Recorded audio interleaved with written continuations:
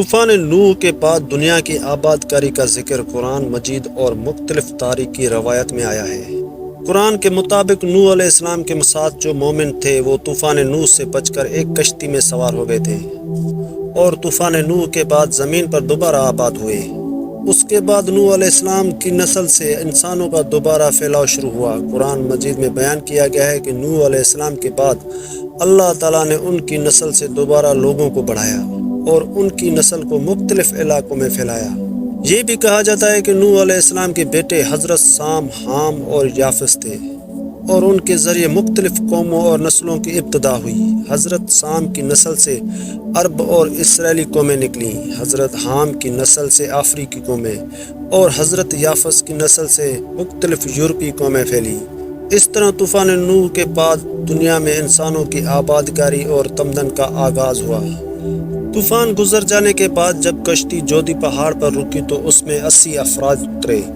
ان بارے میں حضرت عبداللہ بن عباس رضی اللہ تعالیٰ عنہ سے روایت ہے کہ طوفان نوح گزرنے کے بعد 80 افراد کشتی سے اترے۔ انہوں نے اور ان کی اولاد نے زمین کو نئے سر سے آباد کیا۔ وہی لوگ طوفان گزرنے کے بعد اس دنیا کے باشندے تھے۔ حضرت امام ابن عساکر رحمۃ اللہ عنہ اپنی کتاب تاریخ دمشق لابن عساکر 31 میں لکھتے ہیں کہ حضرت آدم علیہ السلام کی دنیا میں تشریف لانے سے لے کر اب تک 9288 سال گزر چکے ہیں، اور حضرت نوح علیہ السلام اور حضرت موسیٰ علیہ السلام درمیانی وقفہ 1907 سال ہے۔ حضرت آدم اور حضرت نوح علیہ السلام کے درمیان 1142 سال کا فرق ہے، یعنی حضرت آدم کی وفات کے تقریباً 1420 سال بعد طوفان نوح کا عذاب دنیا پر واقع ہوا۔ جب یہ 80 لوگ کشتی سے اترے تو یہ شروع میں بابل کے ارد گرد آباد ہوئے اور وہاں انہوں نے ایک بازار بھی قائم کیا جس کو شوق شمانین یعنی 80 افراد کا بازار کہا جانے لگا۔ شروع میں یہ مختلف زبانیں بولتے تھے، پھر اللہ پاک نے ان پر کرم کیا اور ان کو ایک نئی زبان عربی سے متعارف کروا دیا۔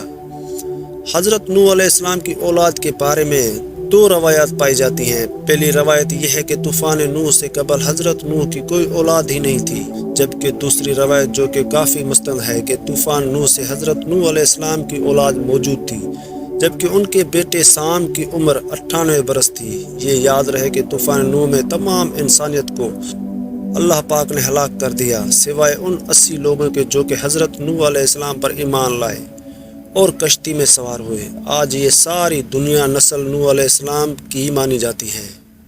اللہ پاک قرآن میں فرماتا ہے کہ ہم نے اس کی اولاد کو باقی رکھا۔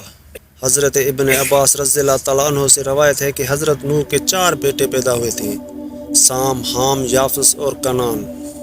حضرت سام کی اولاد سفید اور گمدمی رنگ کی پیدا ہوئی، حضرت حام کی اولاد کالی پیدا ہوئی، تیسرے بیٹے حضرت یافس کی اولاد سرخ مائل پیدا ہوئی اور چوتھا بیٹا کنان تھا جو کہ طوفان نوح میں ہی غرق ہوا تھا۔ حضرت ابو قتادہ سے روایت ہے کہ تمام انسان حضرت نوح علیہ السلام کی ہی اولاد ہیں، چنانچہ یہ 80 افراد کی اولاد بڑھتے بڑھتے 1 لاکھ تک پہنچ گئی اور انہوں نے بابل کو اپنا مسکن بنا لیا۔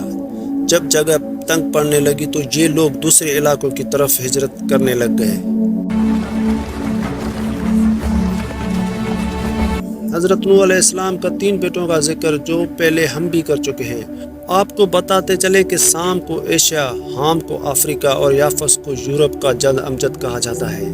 اس بات کو تاریخ کی تقریباً تمام کتب میں بیان کیا گیا ہے، یہاں تک کہ مغربی تاریخ دان بھی اس بات کو مانتے ہیں کہ اس وقت جو ہم دنیا میں موجود اقوام ہیں سب کے سب ہم حضرت نوح علیہ السلام کے انہی 3 بیٹوں کی اولاد سے ہیں۔ حضرت نوح علیہ السلام کے ان 3 بیٹوں میں سے حضرت سام کو یہ اعزاز حاصل ہے کہ طوفان نوح کے بعد آنے والے تمام انبیاء انہی کی نسل سے تھے۔ سب سے پہلے حضرت نوح علیہ السلام کے بیٹے حضرت سام علیہ السلام کا اولاد ذکر کرتے ہیں۔ حضرت سام کے بیٹوں کی تعداد تاریخی کتابوں میں متفقہ علیہ 11 بیان کی گئی ہیں، جن کے نام ایلام، کہتان، اسور، عاد، کتبہ اور فقصد، لوط، کئی، یود، ارشد اور ارام بیان ہوتے ہیں۔ ان میں سے ارام کے 4 بیٹے تھے جن کے نام اسوس، جتر، ہول اور جس تھے، اور حس تھے۔ جتر کے بیٹے کا نام سمون تھا، یہی حضرت صالح علیہ السلام تھے اور آپ قوم عاد کے پیغمبر تھے۔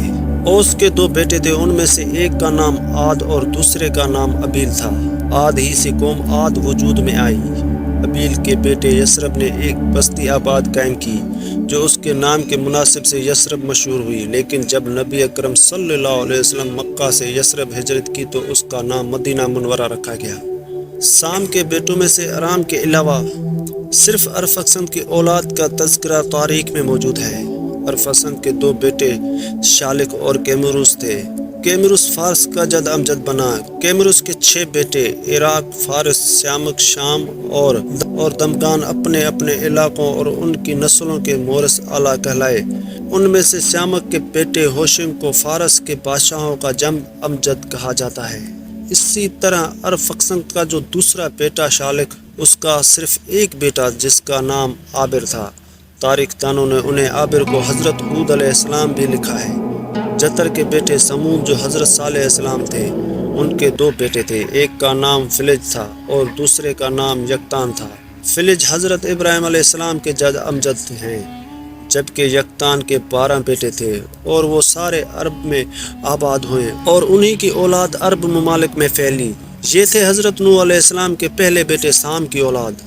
اب حضرت نوح علیہ السلام کے دوسرے بیٹے حام کی اولاد کی تفصیل آپ کو بتاتے ہیں۔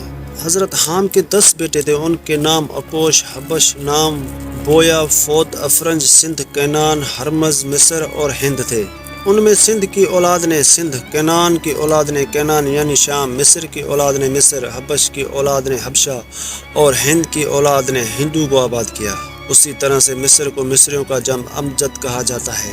اسی کے بیٹوں کے نام پودمی، اناسی، لیامی، نفوسی، فتروسی، کسلوجیا اور کفتوری بیان کیے گئے ہیں۔ حام کا ایک بیٹا ہند جس کو ہندوستان کا جد امجد کہا جاتا ہے، اس کے 4 بیٹے تھے جن کے نام یورپ، دکن، نہروال اور بھنگ تھے۔ بھنگ بنگالیوں کا اور یورپی مشرقی ہندوستانیوں کی دوسری قوموں کا جد امجد تھا، لیکن دکن اور اس کے 3 بیٹے دکن کے مختلف قوموں کے مورث اعلیٰ کہلائے۔ اب بات کرتے ہیں حضرت نوح علیہ السلام کے تیسرے بیٹے یافس کی۔